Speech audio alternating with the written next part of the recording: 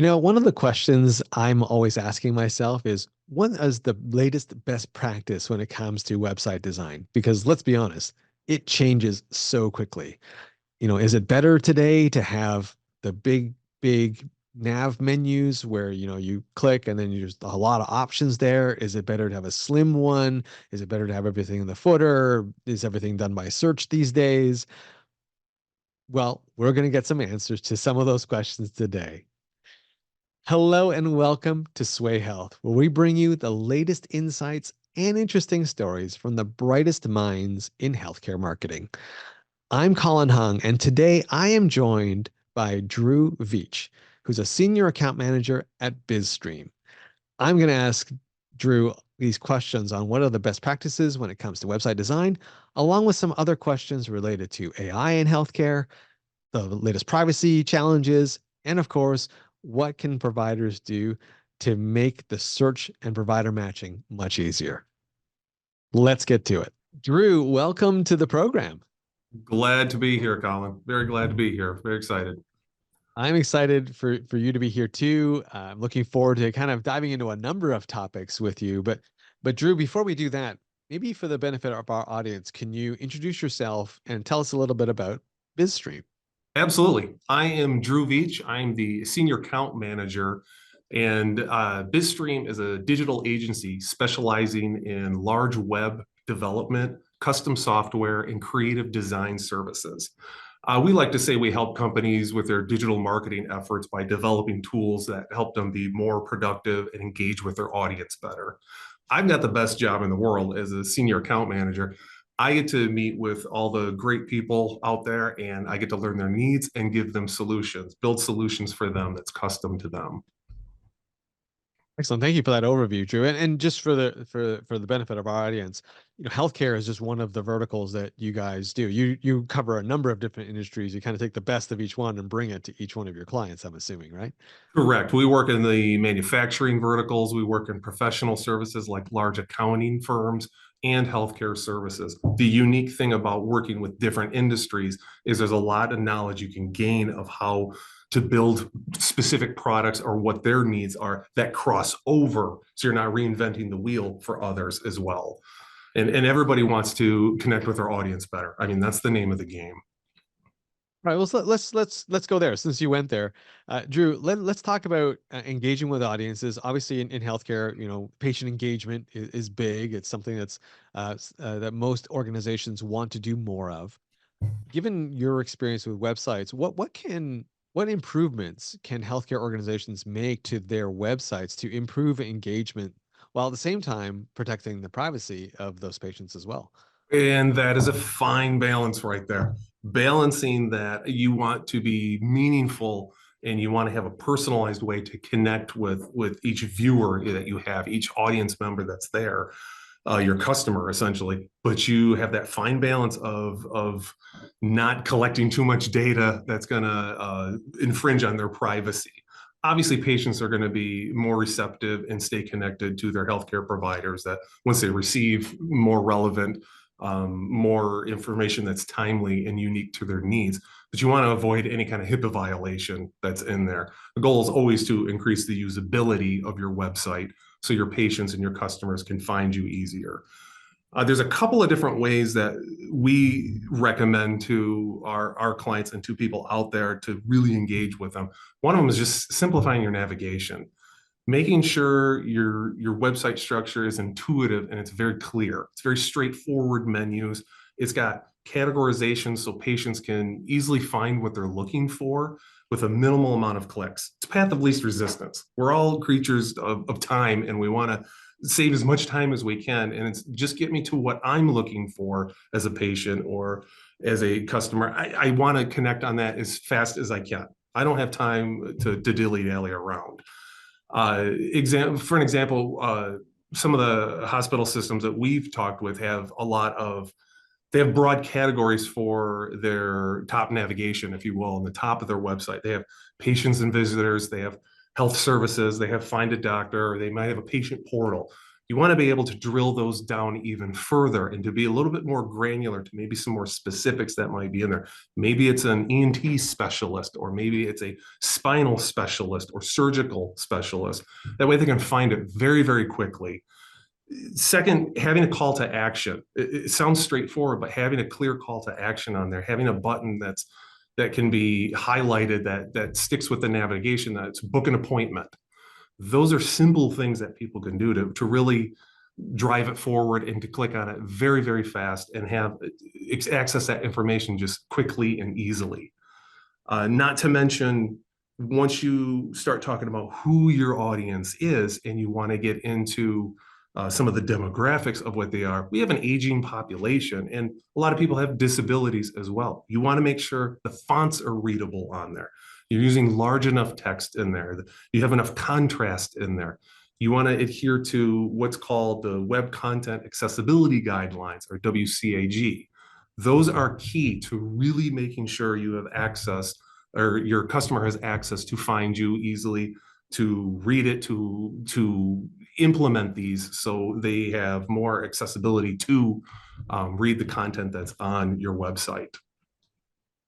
Lots of great information you packed into your answer there, Drew. I really like the whole accessibility thing. It's something that, and the contrast, that is something that's sometimes an afterthought, because Yes, we're all beholden to our brands and our brand colors, right? But for this purpose, as you're talking about, there are a lot of elderly folks, a lot of folks who maybe can't see blue on green, right? Which is a very exactly. bad combination. And so you need to think about that in your web design. It's also interesting you pointed out, Drew, that it's actually a good idea to have an expansive menu where you can go directly to that subspecialty that you're looking for, rather than have them click multiple times to go, oh, I'm actually looking for your nose and throat, and let me go there, and then go down another menu, like you're saying, like just put it right there, and so you can just go right off the top nav and click and go right to it. That's actually what patients and what users want. Correct. You don't want to bury that info and make it harder for them to find. They don't want to have to click through 18 pages to get to that special needs info they're looking for. They want it immediately so they can start reading about it, start figuring out what their next move is going to be. And that's why that call to action is nice too, to have on there. Go, I want to book an appointment. And you want to be able to have that landing, that jump for them, that next step that's obvious. Well, and sort of like that step that's right before that call to action of booking an appointment, Drew, is that find a doc feature, and that what we call provider matching feature that you mentioned there. That's where I see a lot of organizations making investments, right? Is really making it easier for the patient to come on the site and say, "Hey, I'm looking for this type of doc." Are you seeing the same thing in your clientele? Are they spending a lot of time, investing in this sort of provider matching, provider directory area? Yeah, exactly. Uh, and that's the biggest goal, is you can have all the information on the website, but if they can't get a clear path to who they're looking for, there's no point in reading everything. You want to have that goal of simply getting that patient to connected exactly to what their needs are, albeit maybe it's an information about a specific procedure, or what location is even closest to them, or where can I find the closest location for this specific service or this specialty piece that I need. What primary care providers are in my area that will cover me. Having some of that really drills down to what kind of search functionality do you have on your website itself. And there's a lot of ways we can enhance that search functionality. Used to be just a very simple search bar at the top that was kind of dumb in effect, but now we can really bolster that and really boost that up to allow people to refine that search down a lot easier, and using some various criteria like provider specialties or services offered, or what insurance is accepted at these places, and getting to that quickly and effectively and efficiently. There's different ways to make that search even more robust by implementing autocompletes in there. You've seen it when you're typing emails. Maybe you've got Gmail and it'll start autocompleting your sentences. Uh, Same type of thing can be applied to search phrases and search algorithms that you can build into that. Understanding some of those common medical terms and some of that similar terminology that may go along with that. Uh, Also making sure the way people are searching for, yes, they might be on your website, but what device are they looking on? Are they in their car on their phone? Is it mobile optimized to where that search still shows up and shows up effectively and easily to use by just using your thumbs on your phone? Is it still user friendly in that mobile format? Is the information accurate and up to date? That's It's amazing how amazing sometimes even the simplest of changes garner the biggest results. And that's just keeping your information up to date. Are all the locations still those locations? Are all those providers still at that location? Do they still have those same capabilities? Did they add on another service or another capability that's in there? Just having some of that real-time information in there, accurate and up to date, just goes a long, long ways. And I can't overstate that enough. Have somebody in charge of just making sure that's up to date.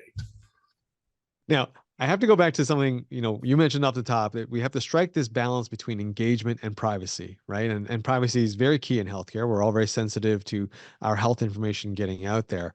In late 2022, the world really changed for healthcare marketers, particularly, and people who build websites because the rules changed suddenly around what was or wasn't a HIPAA violation when it came to third-party tracking systems like Google Analytics and third-party cookies and things like that. They were now interpreted as a HIPAA violation. And in certain ways, it's hard to argue against that. It is you're shipping information to these third parties, and there's no agreement with that third party to share information in a private way. From your perspective, what do organizations or what have organizations been doing to solve that and address that? And what do they need to do to be an alert? What do they need to be on the alert for now? Yeah, and you hit the nail on the head that the HIPAA compliance, Google Analytics is not HIPAA compliant. In its basic form, it is not HIPAA compliant. And that turned everything, I mean, for marketers, Google Analytics 4, GA4 is gold. And to not be able to use that, it's what do I do now? Where do I go? How do I make this happen? And this is even, it's not compliant even because they garner some of the URLs that the patients are coming from, some of the IP addresses, even before you get to a sign-in page or before you get to any of that front end. It still collects that on the back end, which is a HIPAA violation. You do not want to do that. There's actually currently there's a class action lawsuit going on because of this with multiple healthcare systems because they didn't know. They didn't see it on their dashboard of any IP addresses, but it was still getting collected through Google. That's what you want to look out for. So yeah, the big question is, so what do I do? How can I get around this? There are different ways to address that. Obviously, we still want some sort of analytics on there. Now, they might be a little bit more generalized of analytics, but still enough to where we can use it and we can still create some good marketing towards that audience. We can implement some configurations that use Google Analytics, but doesn't collect any of the PHI or that protected health information in there. There's some tools that we can use for doing some vigilant monitoring on these, regular monitoring, regular auditing to make sure you're not collecting any of that info. You want to make sure you're limiting that access, that data collection, and the access to the Google Analytics. Who's actually handling it in your department? Limit that down to a small group if you can. And if you want to install, there's different products out there. There's a couple of them that come to mind. Heap is a product out there. Mixpanel and Fresh Paint is another one that will allow you to use some of the analytics, and some of them even they work in conjunction with Google Analytics. Fresh Paint, for example, is a platform you can set up it'll take the information and it anonymizes and filters out any of that protected health information. So you can still have all the other data that comes along with it. And that, like I said, is gold for marketing. That's super helpful to keep your marketing efforts going so you still have a pulse on them. I mean, it's great that you pointed these things out. I think, despite the changes coming in 2022, there are still people, working towards a solution here to bring back some of the intelligence and insight that they got from Google Analytics. Because I think the initial reaction was, we got to go cold turkey, right? Shut everything off, and now, of course, Yeah, we're flying blind. And now they're slowly adding it back through these kinds of tools that you're mentioning. Um, exactly. it wouldn't be a fun day in marketing if we didn't get thrown a curveball now and then, and this was a pretty big one for everyone at the end of 2022. Exactly, exactly. And you can see I've been dealing with it because I'm pulling my hair out the whole time. There's probably an app for that. Yeah, there's a AI app for that to grow it. Actually, we're kind of there, Drew. You know, we can't have a conversation these days without at least talking about artificial intelligence, AI, and its impact. You know, how have you seen in your travels the impact of AI on healthcare marketing? And more importantly, how can healthcare marketers leverage AI? And yeah, and I love AI. I could talk about this for the next 4 hours if you had the time to do it. I've even started, even to the effect of I've started just a small user group, meetup group here in West Michigan where we're located because I love it. There's just so much you can do with that. I got music apps, I've got video apps, I've got them all, and probably way too much. And I talk about it all the time. Even my wife, she's over it right now. She doesn't want me to talk about it anymore. So anybody I can get to ask me questions like this is great. Where I see it being the biggest advantage of what we can do with it, and it's not a scary topic, it's not, is it going to replace jobs? Are the robots going to take over? Not yet, is what I would say. We're still not there yet, but you've got to use AI in a fashion of this is just part of your process. This is not the entire process. If you're writing a blog article for your website, don't use AI to write the entire thing and then you just post it. The way I equate it down is it's kind of a very high-end chef dish. You add all these ingredients into like a chat GPT. It writes it up, it cooks it up for you. Then when you get it back, you still have to plate it and you still have to garnish it. You still have to put that human touch around so it doesn't sound like a robot, but it takes a lot of good points that you might have and it really makes it into a nice flow, a nice readable journey, if you will. But again, you have to have that human touch at the end of it. So it's only one part of your process. And if you look at it that way, then it becomes less scary of, oh my gosh, I don't know how people are going to use it or what they're going to do with it. You can use, there's different ways to use, like I said, chat gpt if you're writing content for the site. There are content search applications that use AI to make your search much more robust on your webpage. Like we are talking earlier, search is key in there, and there's AI tools that can do that. There's content management systems that have AI now built in with it. There's personalized experiences that you can use AI on your website. The big thing at the end of the day is how responsible, the responsibility of using AI. You have to be responsible with it. A couple things you got to consider in there is that privacy and that security. Don't put anything in anything AI that's open, like a Chat GPT or like a Bard or anything, if it's not public. If it's not public on, I always say, if it's not on the homepage of a company, you don't put it in there. That's first and foremost. That's going to be any kind of private info that you can think of, just to keep that privacy and sensitive data out of there. The biggest thing you can do for a organization is build a policy.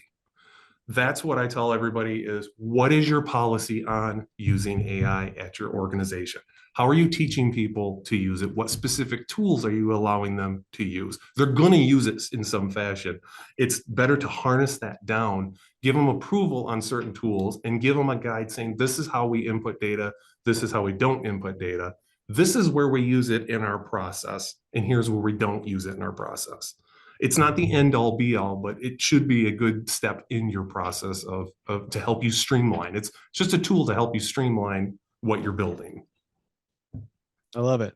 I think you know, because of the ubiquity and the popularity of ChatGPT, you know, maybe in the early days, you might have gotten away with one or two articles that was completely written by ChatGPT and just putting it out there because no one else was using it. But now with, you know, how many people use it every day, yeah, you definitely don't want to be just taking what that system spits out. Because likely, you know, we're starting to find now, likely it's probably repeated somewhere else. Because someone Yes. else probably had a prompt that was almost similar to yours and it's getting very similar output. And you can So smell it a mile away when you start reading it and it says, I hope this addresses you well, or whatever in your email, or you can start seeing the format. We've seen enough of it, like you said, out there that you start seeing the pattern now of how people are just putting pieces in, taking it out, and then serving it up. Yeah. I like that analogy you had about, you need to still garnish it. You need to plate it. You need to make it unique to you. Otherwise, you could have just Correct. microwaved it. And, that's not what we want. That's not the experience we all want. That's exactly it. Exactly. Drew, we've covered a lot of information together today. Where can people go to learn more about BizStream? The best place is, obviously, we're a web company. You got to go to our website, BizStream, BizStream.com. That is the best place you can find some case studies that we have, some of our services. And if not, just reach out. You can always find me on LinkedIn at Drew Veach. I love to talk with people, love to kind of answer any questions, or just to chat about different stuff. Or, hey, what are you seeing here? What are you seeing there? I love just talking about this stuff and trying to help people advance where they're at in their digital maturity. Awesome. Drew, you have been great. Thank you for being on the program. Really appreciate your time. Appreciate it, Colin. Hey, I really want to thank Drew for hopping on camera and giving us all those fantastic insights. I really appreciated the tips that he gave us on how and what to do with your website. I really never thought about putting all of the menu options right off the single top nav, but he was saying, based on the data, that is what we all want because then we can get immediately to what we're looking for. And by the way, I also have to say that Drew had probably one of the best backgrounds I've ever seen on an interview that I've done. Kudos to him for having such an awesome backdrop. And hey, if you enjoyed this interview as much as I did, please like and subscribe. Also, head on over to Sway Health, that's Sway with two A's, .health, where you can find more great content like this. I'm Colin Hung. Thanks for being here, and I'll catch you on the next episode.